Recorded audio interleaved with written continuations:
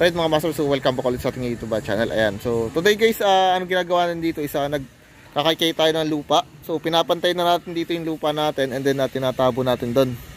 So kasi sobra yung lupa natin, so inaayos na natin yung mga lupa din dito naman sa kabilang side. So ito, kinabukasan na rin natin yung lupa. So isasabay kasi natin dito yung sewer line doon sa inabang natin na PVC dito para sa entrada. So tatanggalin muna natin yan, tambak muna doon, so pantay muna. Then binabakuran ulit natin ng panibago. So kasi wasak-wasak na yung mga bakod natin kasi sa katagalan. So ito yung dating bakod natin, nawawasak kasi sobrang init tapos uulan. So nagapok. Ayan. So by tomorrow mga master, na tayo, buhos na ng slab sa taas, sa third floor. Ayan. So akit muna tayo. So ito yung semento natin. Ayan, tatakluban muna natin. Then nag-aakit na rin tayo rito ng mga materyales. So preparation na rin tayo ng buhos para bukas. So yung mga graba natin ay rin na. Then sa taas, so ayun na. So hindi tayo pwedeng maglagay ng maraming rito, tambak ng graba at load kasi wala pang isang buwan yata yung buhos natin. So lahat sa tabi lang muna yung buhos natin. Okay?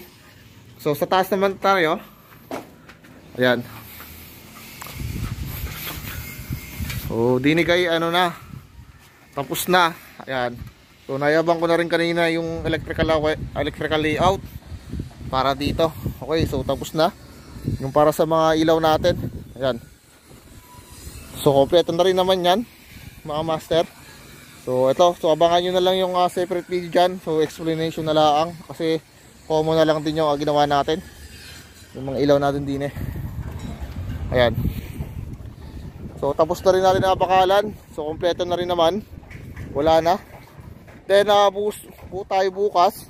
So possible kumain tayo rito bukas ng 40 semento. Possible lang yun or labis pa, sobra pa.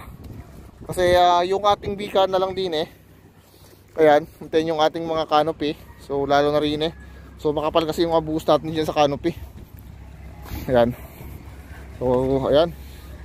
So malaki yan. So baka dito pa lang 10 semento na.